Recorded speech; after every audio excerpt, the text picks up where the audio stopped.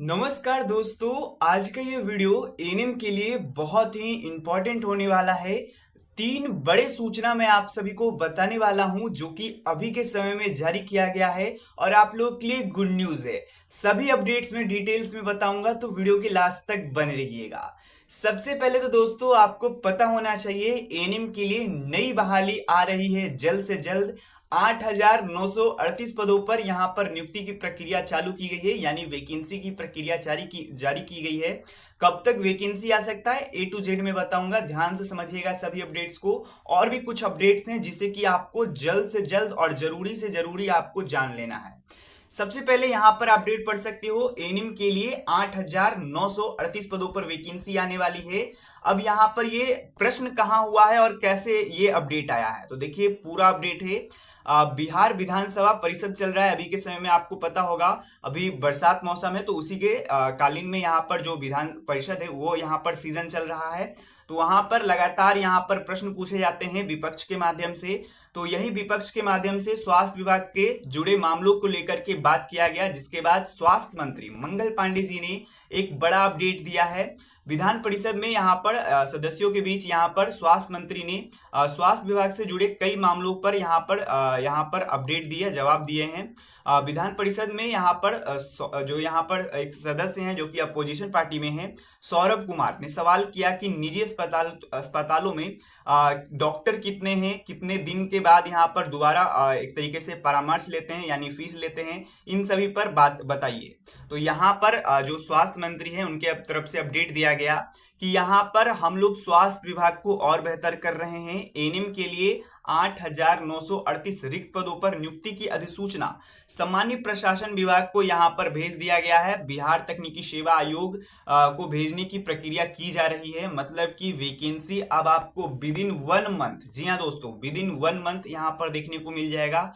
क्योंकि अब कोई झंझट नहीं है, नियमावली का झंझट, ना ही कोई एक तरीके से आप बोलिए जो पहले झंझट रहता था कि नियमावली तैयार हो रहा है, ऐसा हो रहा है, तो वैसा कुछ नहीं है। केवल अब यहाँ पर अधिसूचना जाएगा और बीटीएससी तुरंत इसकी वैकेंसी निकालेगी और तुरंत एग्जाम कंडक्ट करके अब आप लोग का नियुक्ति कर लिया जाएगा। यानी कि आप लोग ये समझिए वैकेंसी 1 महीने में आ जाएगा और 2 से 3 महीनों के अंदर में आपका नियुक्ति भी कर लिया जाएगा दोस्तों।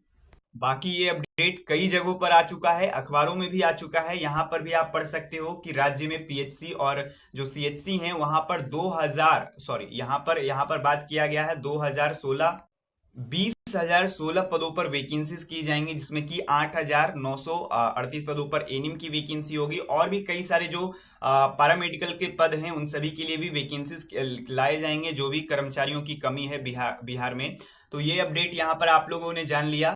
इसके बाद जो दूसरा अपडेट है वो भी बहुत ही इंपॉर्टेंट है आप लोगों के लिए। देखिए खास तौर पर एनिम के लिए और जो भी नर्सेज हैं और जो भी स्वास्थ्य विभाग में काम करने वाले हैं आगे आने वाले फ्यूचर में, उन लोगों के लिए इंपॉर्टेंट है।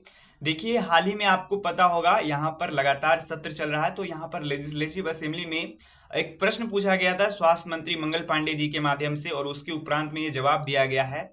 आपको पता होगा संविदा कर्मचारियों के लिए और एएनएम के लिए एक FRAS रूल लाया गया था, यानी कि जिसमें कि चेहरे से और फिंगरप्रिंट के प्रणाली से यहाँ पर उन लोगों का उपस्थिति यानी अटेंडेंस बनता था। तो यहाँ पर इसका बहिष्कार किया गया कि यहाँ पर नेटवर्क नहीं रहता है, हमें बहुत सारे दिक्कतों का सामना करना पड़ता है, कई दिन अटेंडेंस बनाने में ही 1-2 बज जाते हैं। तो यही सब चीजों के कारण से एएनएम ने यहाँ पर प्रदर्शन किया था। अब इसमें क्या हुआ कि करीबन 77 दिन, जी हाँ दोस्तों, 77 दिन तक यहाँ पर उन लोगों ने उपस्थिति यानी अटेंडेंस नहीं बनाया बहिष्कार में।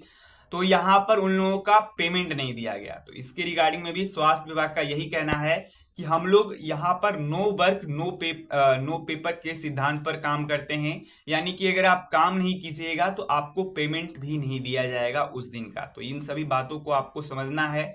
हो सके तो देखिए जो भी सरकार का रूल है वो आपके लिए हित के लिए है। अगर कुछ गलत है तो यहाँ पर आप जो सिस्टम के अनुरूप है उसके अनुसार यहाँ पर बहिष्कार कीजिए, अपने कामों को करके बहिष्कार कीजिएगा, तो कोई रोक टोक नहीं है। तो ये सभी चीजों को आपको समझ लेना है। अगर आप जिस दिन काम नहीं करते हो हो तो आपका सैलरी में भी कटौती किया जाता है। और ये ज्यादातर देखने को मिलता है कि संविदा के ही साथ होता है। तो ये सभी सरकार को भी एक तरीके से दोहरी नीति है जो कि सरकार को भी बदलनी चाहिए। बाकी आप लोग भी समझदार हो, इस वीडियो के माध्यम से कुछ अपडेट्स देने थे जो कि एएनएम के लिए इंपॉर्टेंट है। वैकेंसी का रिगार्डिंग में भी अपडेट दे दिया, साथ में जो अपडेट आया है यहाँ पर लेजिस्लेटिव असेंबली के माध्यम से वो भी मैंने आपको बता दिया। तो इस वीडियो के माध्यम से यही कुछ अपडेट्स देने थे दोस्तों।